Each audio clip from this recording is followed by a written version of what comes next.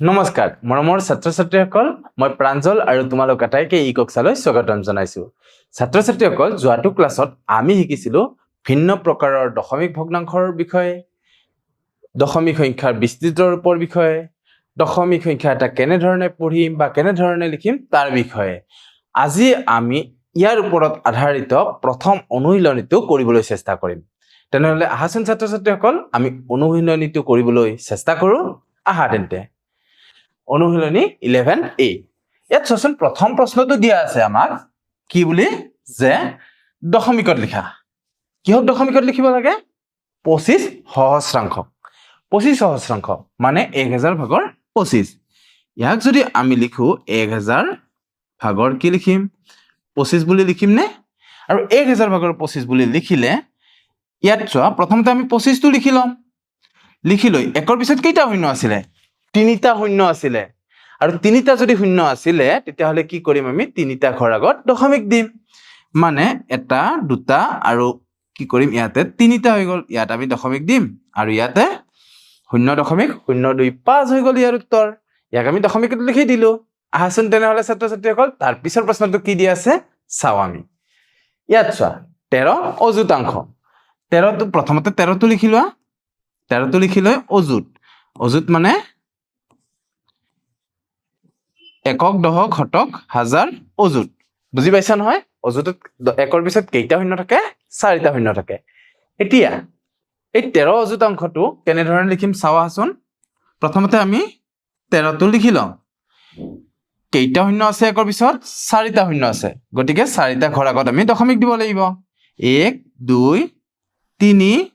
4 চাৰিটা হৈ গল তাৰ পিছত আমি দশমিক দিলো গতিকে ইয়াৰ উত্তৰ হৈ গল 0.0013 বুজি পালা নহয় ছাত্ৰ ছাত্ৰীসকল যে আমি কেনে ধৰণে কোনো এটা ভগ্নাংশক আমি দশমিকত লিখিব পাৰিম তেনেহলে আহা ছাত্ৰ ছাত্ৰীসকল পলম নকৰি আমি পৰৱৰ্তী প্ৰশ্নলৈ যাওগে পৰৱৰ্তী প্ৰশ্নটো কি আছে চোৱাচোন ইয়াত দিয়া আছে 3059 অযুতাংশ প্ৰথমতে আমি 3059 টো লিখি লম 3059 টো লিখি ললো যেহেতু অযুতাংশ বুলি কৈছে গতিকে আমি এই মাত্ৰটো কৰিলে অযুতাংশত মন কৰাচোন কেইটা শূন্য আছিল অযুতন চাৰিটা আছিল আগৰটোতো চোৱা অযুতাংশ আছিল চাৰিটা শূন্য আছিল ইয়াতো চোৱা একৰ পিছত কেইটা শূন্য থাকিব চাৰিটা থাকিব এতিয়া ইয়াত আমি কি কৰিম প্ৰথমতে ওপৰৰ যেটো লব আছে লবটোক আমি ভালদৰে লিখি লম লিখি লৈ কেইটা ঘৰ আছিল কেইটা শূন্য আছিল চাৰিটা গতিকে চাৰিটা ঘৰ আগত আমি বা চাৰিটা অংকৰ আগত আমি দশমিক দিব লাগিব 1 2 3 4 ইয়াত দশমিক দিলো আৰু ইয়াৰ উত্তৰ হৈ গল 0.3059 আহা তেন্তে ছাত্ৰ ছাত্ৰীসকল আমিতো এতিয়ালৈ বুজি পালো লিখিব পৰা হলো যে কেনেকৈ এটা সংখ্যা দশমিকত লিখিব পাৰি আহা তাৰ পিছৰ প্ৰশ্নটোত কি দিয়া আছে চাও ইয়াত কৈছে যে দশমিক বিন্দু ব্যৱহাৰ কৰি প্ৰকাশ কৰা ইতিমধ্যে আমি এনে ধৰণৰ অংকবোৰ কৰিলে ইয়াত চোৱা হৰত একৰ পিছত কিমানটা শূন্য আছে বাৰু তিনিটা শূন্য আছে গতিকে আমি কি কৰিম প্ৰথমতে 6 টো লিখিম আৰু তিনিটা ঘৰ আগত আমি কি কৰিম দশমিকটো দিম এটা দুটা তিনিটা তো তিনিটা ঘৰ আগত আমি দশমিক দিম তাৰপিছত শূন্য দিম 0.006 হৈ যাব ইয়াৰ উত্তৰ আহা তেন্তে ছাত্ৰ ছাত্ৰীসকল তাৰ পিছৰ প্ৰশ্নটো লৈ যাও আমি ইয়াত চোৱা কি দিয়া আছে দশমিক বিন্দু ব্যৱহাৰ কৰি প্ৰকাশ কৰা ইয়াত চোৱা ইয়াত আমি কি কৰিম প্ৰথমতে 25 টো লিখি লম আৰু 25 টো লিখি লৈ একৰ পিছত কেইটা শূন্য আছিল তিনিটা শূন্য গতিকে তিনিটা ঘৰ আগত আমি দশমিক দিম 1 2 আৰু এই পিনে 3 হৈ গল দশমিক শূন্য গতিকে 0.025 হৈ গল ইয়াৰ উত্তৰ আহা তেন্তে ছাত্ৰ ছাত্ৰীসকল তাৰ পিছত আমাক কি দিয়া আছে চাও ইয়াত মন কৰা ইয়াত কি কৈছে দশমিক বিন্দু ব্যৱহাৰ কৰি প্ৰকাশ কৰিব দিছে একেই অংক নহয় নে ইয়াতো আমি 3 টো লিখি লম আৰু যেহেতু দুটা শূন্য আছে দুটা ঘৰ আগত দশমিক দিম মানে শূন্য এটা আগত দি তাৰ আগত আমি দশমিক দি দিম মানে 0.03 হৈ যাব ইয়াৰ উত্তৰ তাৰ পিছৰ প্ৰশ্নটো চাওচোন ইয়াত দিয়া আছিল 105 আৰু তলত আছিল 10000 প্ৰথমতে 105 টো লিখি লম 105 টো লিখি লৈ চাৰিটা শূন্য আছিল গতিকে চাৰিটা ঘৰ আগত দশমিক দিব লাগিব 1 2 3 যেটো কম হৈ আছে এটা শূন্য লগাই দিম চাৰিটা হৈ গল ইয়াত দশমিক এটা দিলোঁ, তাৰপিছত এটা শূন্য দি দিলোঁ। এনেধৰণে ইয়াৰ উত্তৰ আমি দি দিব পাৰিম। বুজি পালা নহয় ছাত্ৰ ছাত্ৰীসকল? কেনেধৰণে আমি যিকোনো এটা ভগ্নাংশক আমি দশমিকত লিখিব পাৰিম। আহা তেন্তে তাৰ পিছত কি প্ৰশ্ন দিছে চাওঁ এবাৰ। ইয়াত কৈছে যে 4631.219 সংখ্যাটোক বিস্তৃত ৰূপত লিখা। প্ৰথমতে সংখ্যাটো লিখি লওঁ আহা। আমি যোৱাটো ক্লাছত আমি শিকিছিলো কেনেধৰণে সংখ্যা এটাক আমি বিস্তৃত ৰূপত লিখিব লাগে। 219। ইয়াত চোৱা দশমাংশত আছে 2, শতাংশত আছে 1 আৰু সহস্ৰাংশত আছে 9, এককত আছে 1, দশকত আছে 3, শতকত আছে 6 আৰু হাজাৰত আছে, শতকত আছে 6 আৰু হাজাৰত আছে 4। অৰ্থাৎ ইয়াত আমি এইটো ক'ব পাৰো 4 into 1000, এইটো আমি কি কম 6 into 100, এইটো আমি কম 3 into 10 আৰু এইটোক আমি কম 1 into 1, এইটোক আমি কি বুলি কম, ইয়াত স্থানটো হ'ব 2 পূৰণ 1/10 আৰু এইটো আছিলে শতাংশত, গতিকে আমি এইটোত কম 1/100 আৰু এই 9টো হৈ গ'ল 9 into 1/1000। এতিয়া আমি কি কৰিব লাগিব, এই গোটেইখিনিক যোগ কৰি দিব লাগিব। সেইটো হৈছে ইয়াৰ বিস্তৃত ৰূপ। এই গোটেইখিনি যে আছিলে ক্ৰমান্বয়ে আমি কি কৰিব লাগিব, যোগ কৰি দিব লাগিব। যোগ কৰি দিলে কেনেকৈ লিখিম আমি, 4 into 1000 plus 6 into 100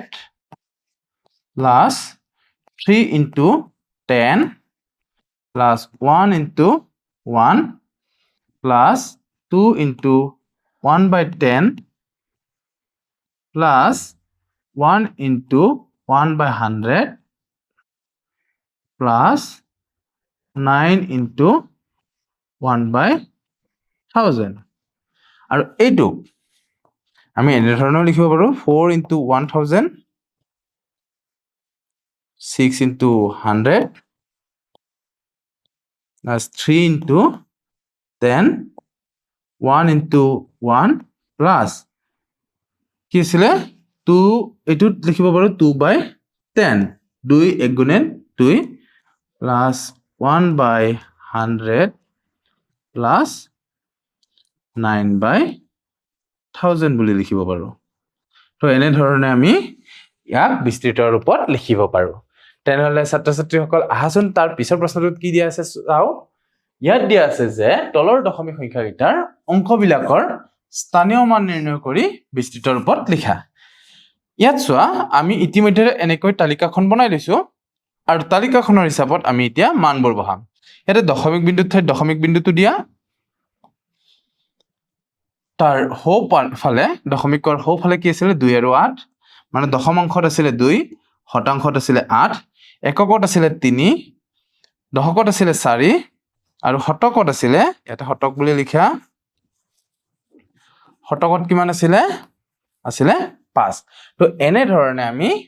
কি কৰিব পাৰো, ইয়াৰ স্থানীয় মানটো লিখি দেখুৱাব পাৰো। এতিয়া আকৌ এটা কৈছে যে ইয়াৰ বিস্তৃত ৰূপত লিখা। বিস্তৃত ৰূপত লিখিব লাগিলে আমি লিখিম কেনেধৰণে, 5 into 5ৰ মান কিমান, স্থানীয় মান কিমান আছিলে, শতক আছিলে, গতিকে 5ৰ লগত আমি কিমান পূৰণ কৰি দিম, 100 পূৰণ কৰি দিম, যোগ দশকত 4ৰ লগত 4 আছিলে দশকত, 4ৰ লগত পূৰণ কৰি দিম 10, যোগ 3ৰ লগত পূৰণ কৰি দিম 1, যোগ 2ৰ লগত পূৰণ কৰি দিম 1/10 প্লাছ 8ৰ লগত পূৰণ কৰি দিম 1/100। তো এনেধৰণে আমি ইয়াক বিস্তৃত ৰূপত লিখিব পাৰো। আৰু তোমালোকে এইটো পূৰণ কৰি কিনেও দেখাব পাৰা, 2 × 2 হৈ যাব 2/10 আৰু 8 into 1 8/100 কৰিও লিখিব পাৰা। তেনেহ'লে আহাচোন ছাত্ৰ ছাত্ৰীসকল তাৰ পিছৰ প্ৰশ্নটোলৈ যাওঁ আমি। ইয়াত চোৱা, ইয়াত দিয়া আছে তলৰ দশমিক সংখ্যাকেইটাৰ অংকবোৰৰ একেই অংক দিছে ন, স্থানীয় মানটো নিৰ্ণয় কৰিব দিছে আৰু বিস্তৃত ৰূপত লিখিব দিছে। তো প্ৰথমতে আমি দশমিক বিন্দুটো দি লওঁ, দশমিক বিন্দুৰ সোঁপিনে আছিলে 1 9 আৰু 8 সহস্ৰাংশত আছিলে 8 শতাংশত আছিলে 9 9 দশম অংশত আছিলে 1 আৰু দশমিকৰ বাওঁপিনে এককত আছিলে 5 দশকত আছিলে 7 শতকত আছিলে 2 আৰু হাজাৰত আছিলে 4 তো ইয়াৰ মানটো হৈ গ'ল এইখিনি এতিয়া ইয়াক যদি বিস্তৃত ৰূপত লিখিব লাগে তেতিয়াহ'লে আমি লিখিম 4 ইনটু স্থানীয় মান আছিলে 1000 গতিকে 1000 পূৰণ কৰিম শতকত 2 পূৰণ 100 দশকত 7 পূৰণ 10 যোগ 5 পূৰণ 1 যোগ 1 ইনটু 1/10 9 ইনটু 1/100 plus 8 into 1/1000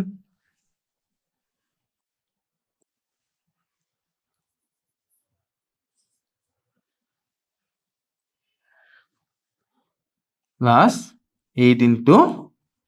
1/1000 তো এনেধৰণে আমি লিখিব পাৰোঁ আৰু যদি তোমালোকে পূৰণ কৰি দিব বিচাৰা পূৰণো কৰি দিব পাৰা বুজি পালা নহয় ছাত্ৰ ছাত্ৰীসকল এইখিনি যদি তোমালোকে লিখিব খোজা একেধৰণে লিখিবা 4 into 1000 2 into 100 plus 7 into 10 plus 5 into 1 plus 1 into 1 কি যাব 1 divided by কিমান হৈ যাব 10 plus 9 into 1 9 divided by 100 plus 8 into 1000 মানে 8 divided by 1000 তো এটো হৈ যাব ইয়াৰ বিস্তৃত ৰূপ বুজি পালা নহয় ছাত্ৰ ছাত্ৰীসকল যে আমি কেনে ধৰণে কোনো এটা দশমিক সংখ্যাক বিস্তৃত ৰূপত নিম আৰু তাৰ স্থানীয় মানটো তালিকা আকাৰত দেখুৱাই দিম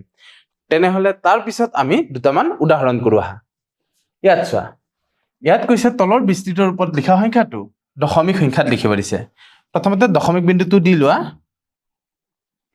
দশমিক বিন্দুত এটা চোৱা কোড 10 হৰণ কৰা আছে ইয়াত আছে দশম অংশত মানে কি আহিব সংখ্যাটো 9 আহিব দশম অংশত কি আহিব 9 বাকি এটো কি আছিল 5 into 1 তেতিয়া 5 পাইছে গৰি ইয়াত আমি 5 লিখিম ইয়াতে 6 লিখিম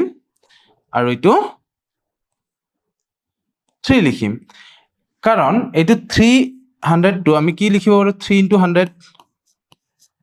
আৰু 62 কি ক'ব পাৰো 6 into 10 গতিকে 6 ৰ স্থানটো কি আছিল দহক আৰু 3 স্থানটো আছিল শতক গতিকে ইয়াৰ উত্তৰ হৈ যাব 365.9 বুজি পালা নহয় ছাত্ৰ ছাত্ৰীসকল আহাচোন আৰু এটা উদাহৰণ কৰো আমি ইয়াত কৈছে যে তলত আখৰেৰে লিখা সংখ্যাটো দশমিক সংখ্যাত প্ৰকাশ কৰো আহা 7 শতকৰ ঘৰত আমি 7 দিম 9 দহকৰ ঘৰত আমি 9 দিম 5 একক মানে এককৰ ঘৰত আমি কি দিম 5 দিম তাৰপিছত দি দিম এটি দশমিকৰ জাস্ট বাওপিনে একক থাকে গতিকে ইয়াতে আমি দশমিকটো নিজে নিজে দি দিম তাৰপিছত কৈছে 3 দশমাংশ দশমিকৰ সোঁপিনৰ স্থানটো হৈছে দশমাংশ কিমান দশমাংশ 3 দশমাংশ গতিকে ইয়াত কি দিম 3 দিম আৰু 8 শতাংশ মানে ইয়াত কি দিম আমি 8 দিম ইয়াৰ উত্তৰ হৈ যাব 795.38 বুজি পালা নহয় ছাত্ৰ ছাত্ৰীসকল তেনেহলে আজিৰ ভিডিওটোত আমি ইমানতে সামৰণি মাৰিছো অহাবাৰ পুনৰ এটা নতুন ভিডিওৰ সৈতে পুনৰবাৰ লগ হ'ম আৰু তেতিয়ালৈ তোমালোকে ভালদৰে প্ৰেক্টিছ কৰি থাকিবা তেতিয়ালৈ ধন্যবাদ